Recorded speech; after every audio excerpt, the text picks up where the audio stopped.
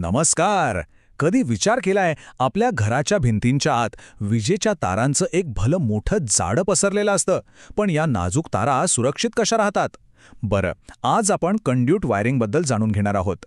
हे म्हणजे या तारांसाठी एक प्रकारचं सुरक्षा कवचच आहे. हे बघा, तात्पुरत्या कामासाठी एक्सटेन्शन बोर्ड्स खूप उपयोगी पडतात, हे अगदी खरंय. पण विचार करा, जेव्हा अख्ख्या बिल्डिंगमध्ये कायमची, मजबूत आणि सगळ्यात महत्त्वाचं म्हणजे सुरक्षित वायरिंग करायची असेल, तेव्हा या उघड्या वायर्स चालतील हा? त्यांना कसं वाचवायचं? याच प्रश्नाचं उत्तर आपल्याला आज शोधायचं आहे. तर मग आज आपण काय काय पाहणार आहोत? सगळ्यात आधी वायरिंगचं हे संरक्षक कवच म्हणजे काय ते समजून घेऊ. मग ते बनवण्यासाठी काय काय लागतं ते पाहू. त्यानंतर ते कसं बसवतात आणि सगळ्यात शेवटी जे खूप महत्त्वाचं आहे ते म्हणजे याचे सुरक्षा नियम काय आहेत. चला तर मग आपल्या पहिल्या मुद्द्याकडे वळूया. ही कंड्यूट वायरिंग नक्की आहे तरी काय, आणि विजेच्या सुरक्षेसाठी ती इतकी आवश्यक का मानली जाते? अगदी सोप्या शब्दांत सांगायचं झालं तर कंड्युएट म्हणजे आपल्या विजेच्या तारांसाठी असलेलं एक मजबूत चिलखत. हे पाईप्स तारांना कोणत्याही नुकसानीपासून, ओलसरपणापासून किंवा बाहेरून बसणाऱ्या धक्क्यांपासून पूर्णपणे सुरक्षित ठेवतात. आता हे जे कंड्यूट्स आहेत ते एकाच प्रकारचे नसतात. काही स्टीलचे असतात, काही प्लास्टिकचे, काही कडक असतात तर काही लवचिक. पण आज आपण सर्वात जास्त वापरल्या जाणाऱ्या नॉन मेटॅलिक म्हणजेच PVC कंड्यूटवर लक्ष देणार आहोत. आता PVC कंड्यूट इतके लोकप्रिय का आहेत? कारण त्याचे फायदेच तसे आहेत. एक तर ते वजनाने खूप हलके असतात, त्यांना गंज लागत नाही, आणि सगळ्यात महत्त्वाचं म्हणजे त्यांच्यासोबत काम करणं खूप सोपं असतं. ठीक आहे, तर PVC कंड्यूट का वापरायचं हे तर आपल्याला कळालं. पण फक्त पाईपासून चालत नाही ना. ही सगळी सिस्टीम उभी करण्यासाठी अजून काही गोष्टी लागतात. चला, ते भाग कोणते आहेत ते पाहूया. सुरुवात करूया अगदी बेसिक गोष्टींपासून. जेव्हा दोन पाईप्सना सरळ रेषेत जोडायचं असतं तेव्हा वापरतात कपलर. आणि जिथे एकदम 90 डिग्रीचा म्हणजे काटकोनात वळण हवं असेल तिथे एल्बो कामी येतो.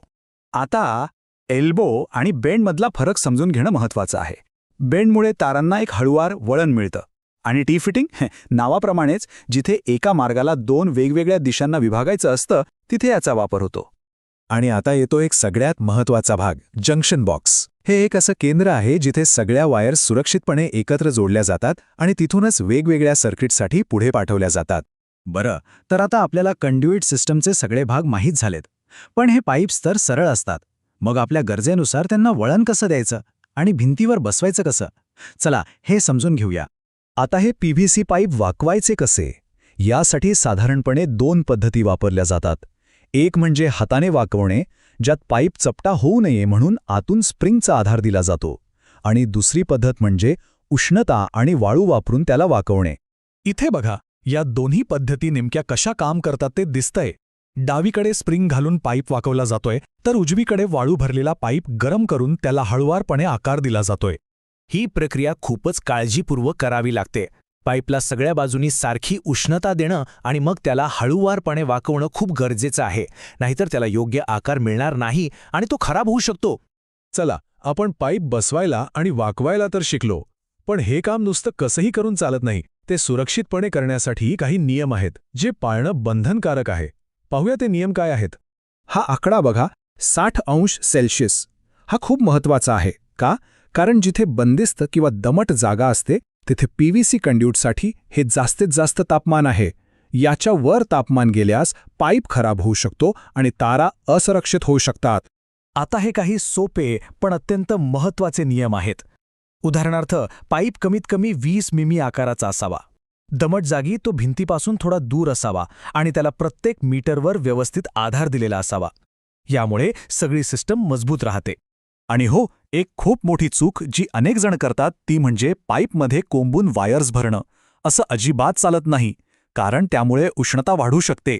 हा तक्ता आपल्याला सांगतो की वायरच्या जाडीनुसार कोणत्या साईजच्या पाईपमध्ये जास्तीत जास्त किती वायर्स टाकता येतात.